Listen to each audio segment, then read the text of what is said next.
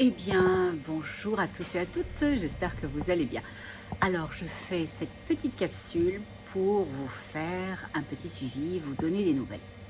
Et dans un premier temps aussi un peu m'excuser parce qu'on n'a pas eu encore le loisir, ma fille et moi, d'inscrire tous les noms des heureux participants et surtout des heureuses personnes qui avaient la bonne réponse, de savoir où je me trouve sur la planète, comme on vous l'avait dit sur un petit papier, pour tirer le gagnant ou la gagnante de ce jeu concours. Voilà, parce que vous le savez, où est-ce que je suis sur la planète? Où est cet endroit magnifique? C'est l'île Maurice. Voilà, je suis à l'île Maurice depuis une semaine.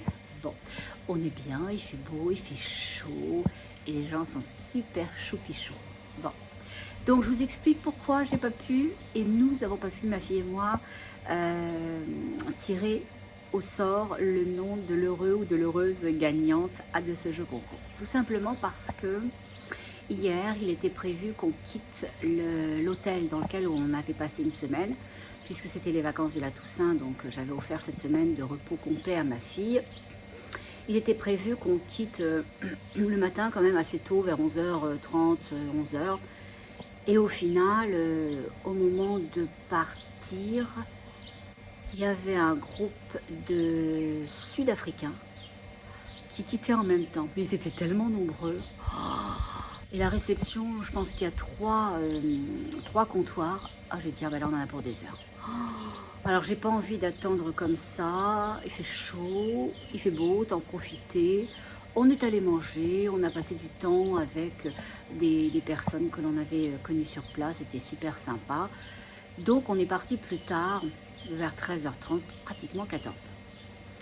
Et pour se rendre à la villa. Mais là, sur le chemin, je me suis dit, comme on n'avait toujours pas réservé de voiture, moi je suis un petit peu dernière minute, eh bien je me suis dit, mais là ça va me prendre non seulement quelqu'un, parce que mon chauffeur de taxi ne pouvait pas, il allait à l'aéroport après, qui m'emmène faire des courses, mais aussi qui vienne me reprendre et qui me ramène pour rentrer.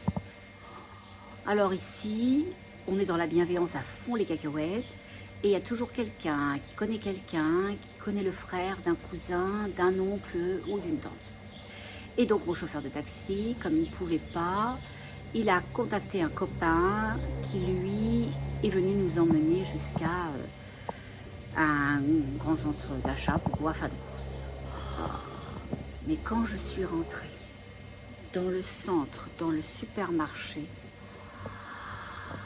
on m'avait pas dit que ça allait être blindé de monde. Pourquoi? Parce qu'en début de mois, les gens ont eu leur paye à la fin du mois. En début de mois, les gens viennent faire leurs courses. Oh patin!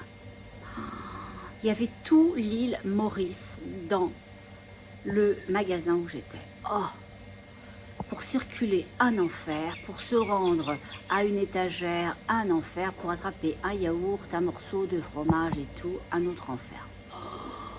Et arrivant aux caisses, l'enfer suprême, puisque de toute façon, les lignes les queues allaient jusqu'aux 3/4 des allées. Oh là là. On avait prévu, j'avais dit au chauffeur, il m'avait dit, vous voulez combien de temps? 1 heure, 1h30, 2 heures? Je dis, oh non, non, 1h30 c'est bien quand même. On va rentrer, on va faire le tour, on va payer, on va revenir. Ah non, non, non, non. Ah non, non, c'était une immersion totale dans le monde de l'impossible, où on a été là facilement 4 heures. Moi, j'aurais tendance à vous dire 4 heures. Et mon chauffeur, je l'ai appelé pour lui dire je vais être très très en retard parce qu'il m'attendait. Je lui ai dit vous pouvez aller faire autre chose en attendant et puis vous revenez, ça va me prendre 1 autre heure ou 1 heure et demie, il est resté tout ce temps à nous attendre sans se plaindre, sans nous faire de réflexion, sans nous faire nous sentir coupables et mal à l'aise. Je l'étais suffisamment comme ça. Oh, je me suis vraiment excusée à maintes reprises, mais pour lui, c'était correct. Voilà, parce que les gens ici sont comme ça, ils sont bienveillants, ils sont accompagnants, ils sont généreux, ils sont comme fraternels, voilà, je cherche le juste mot, fraternels, ils sont proches de l'autre comme ils sont proches d'eux-mêmes, ils profitent de la vie, ils profitent de toutes choses, et Et étant donné qu'ils sont dans cette bienveillance, alors on l'est parce que la vie est bienveillante avec nous, peu importe qui l'on est, peu importe ce que l'on vit, on a cette bienveillance vis-à-vis de, je sais pas, de la vie, de notre présence à nous-mêmes, de fait d'exister, d'être en interaction. Il y a une espèce de joie de toute chose, un truc que l'on a oublié, d'apprécier juste ce qui est là. Nous, on est toujours en train de chouiner pour un truc qui est plus là, pour un truc qu'on n'a pas fait, pour un truc qui vient pas. On ne sait pas où notre vie va se rendre. On ne sait pas si Paul nous aime beaucoup, passionnément, à la folie ou pas du tout. On ne sait pas pourquoi notre poste nous parle mal. On ne sait pas pourquoi on n'aime plus notre vie. On ne sait pas où on voudrait aller, mais on sait qu'on veut y aller. Au secours, on est toujours dans le hier ou dans le demain. Et au final, je pense qu'ici, ils sont dans le ici et maintenant. Ils sont juste dans le moment présent et ils apprécient toutes choses. Et que ce que c'est agréable, je ne vais pas vous mentir, hein, c'est très très agréable. Alors c'est vrai que la première semaine, étant donné qu'on est dans l'hôtel, on est très préservé, on est à l'intérieur, on bénéficie d'une nourriture qui nous est faite, des activités, de la piscine, ski nautique, les bouées tractées, tout ce qu'on veut et tout ça. Donc on est un peu, comment dirais-je, à l'extérieur de la vraie vie, mais là, depuis 24 heures, on est en immersion puisqu'on vit dans une villa, on côtoie les gens, les vrais gens qui vivent des vraies vies. Il n'y a pas de différence, c'est toujours aussi agréable. C'est toujours aussi agréable, c'est toujours aussi smooth, c'est aussi, je sais pas, bienveillant. Il y a cette espèce de... Vous savez, des fois, quand on est très fatigué, quand on va dans notre chambre ou qu'on va dans un lit ou dans une pièce qui est agréable et on peut s'affaler, on peut se laisser poser de tout son poids, de toute sa fatigue ou de toute sa tristesse ou de tout en sachant que le matelas nous accueille, que la couette nous accueille ou que des bras nous accueillent, alors ça nous fait cette impression d'être enveloppé dans quelque chose. Ben, c'est un peu ce sentiment que j'ai, qu'ici c'est enveloppant. C'est enveloppant sans être contraignant, hein, d'accord, comprenons-nous bien. Donc voilà, pour le moment, mon premier sentiment, mais qui n'est qu'une bribe de choses au final. Parce que ben, on va commencer à sillonner, à voir, je vais aller chercher une école pour ma fille. Mais on a déjà eu beaucoup de contacts à l'hôtel parce que c'est fréquenté par beaucoup de Mauriciens. Et puis, comme un addon, ça donnait vraiment comme ça. Dans le club de jeunes que fréquentait ma fille, il y avait le fils du directeur de cet établissement-là, et puis toute sa clique, et qui s'en vont à l'école peut-être où ira ma fille l'année prochaine. Donc ça lui fait déjà une gaine d'amis, de liens, de relations, et ça c'est vraiment chouette.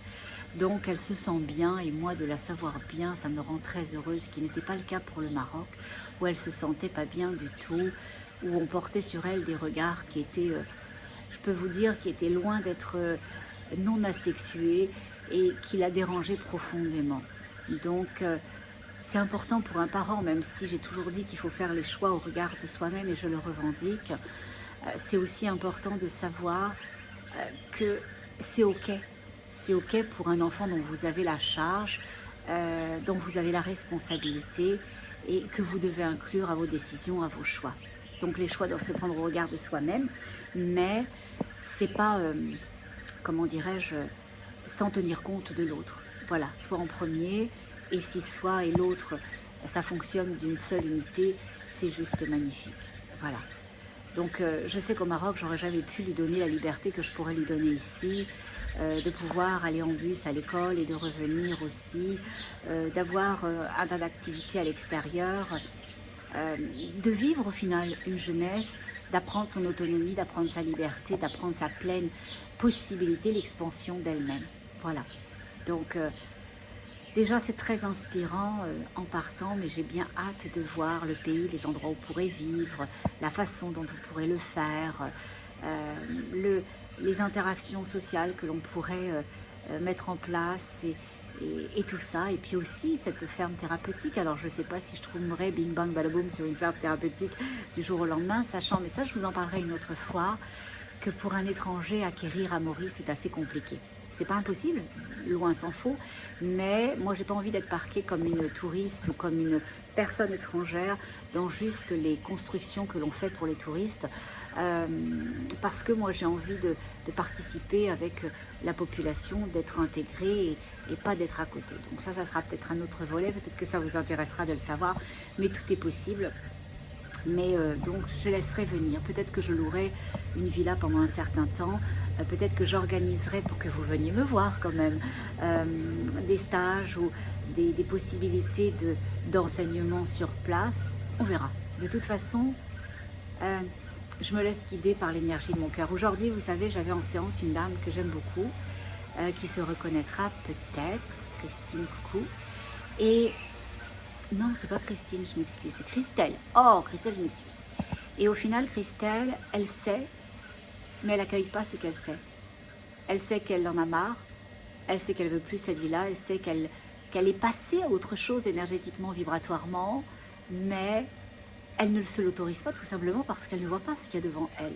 Elle ne conçoit pas ce que ça pourrait être, la forme que ça pourrait prendre, le chemin qu'il faudrait qu'elle franchisse.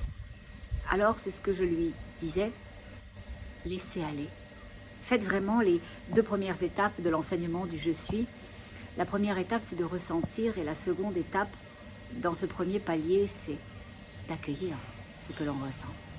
Et au regard de ça, après, on peut continuer dans des étapes pour grandir toute chose qui se met en place tranquillement, mais ces 2 étapes sont fondamentales et elle n'accueillait pas ce qu'elle ressentait. Donc au final, elle était en rond, elle était en roue libre, attendant que l'extérieur lui dise, lui donne une information, un mouvement, une réponse. Une réponse. Alors comme vous, comme moi, elle en a des réponses, on en a tout le temps, mais est-ce que nous, on est disponible à entendre ces réponses-là, à leur faire une place et à s'autoriser que c'est ce que l'on est, que c'est ce à quoi on peut aspirer et que c'est ce que l'on peut devenir. Ça, c'est autre chose. Donc moi, pose 0 question, une barre. Je laisse les choses venir. Et d'ailleurs, c'est très drôle parce que, vous savez, je vous l'avais peut-être dit ou pas, j'ai déjà entamé des démarches d'immigration il y a 2 mois pour ce pays-là. Pourquoi? Je ne sais pas. Je suis toujours les élans de mon cœur. J'avais rien fait comme démarche administrative pour le Maroc, mais vraiment rien. Hein. Je ne savais rien. Alors qu'ici, j'ai déjà payé un importateur pour Lexi, pour la faire venir, parce que vous êtes soucieux. Vous me dites, vous faites quoi avec les chiens, etc. Alors ça, je vous ferai une capsule, hein, je vous en parlerai plus à ce moment-là.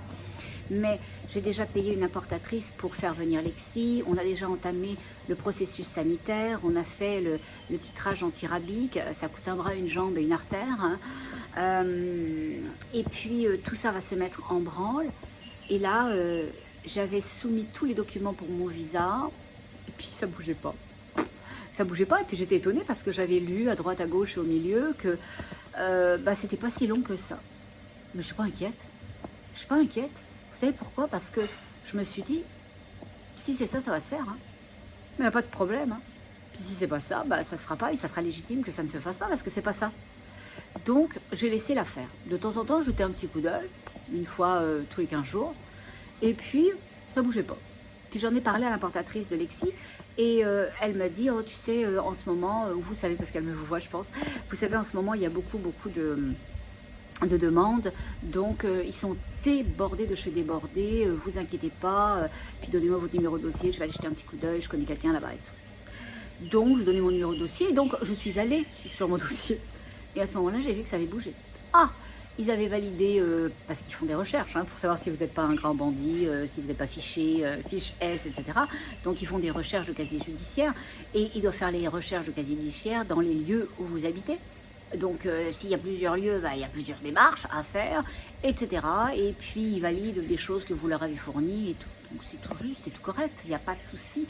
Et c'est même très bien ainsi. Et j'avais vu, pouf, que ça avait fonctionné. Il y avait 2 pastilles. Une première pastille pour valider et une deuxième pastille pour valider. Et on était à un petit rond orange qui disait « en cours ». Donc, j'ai l'impression que mon visa est en cours.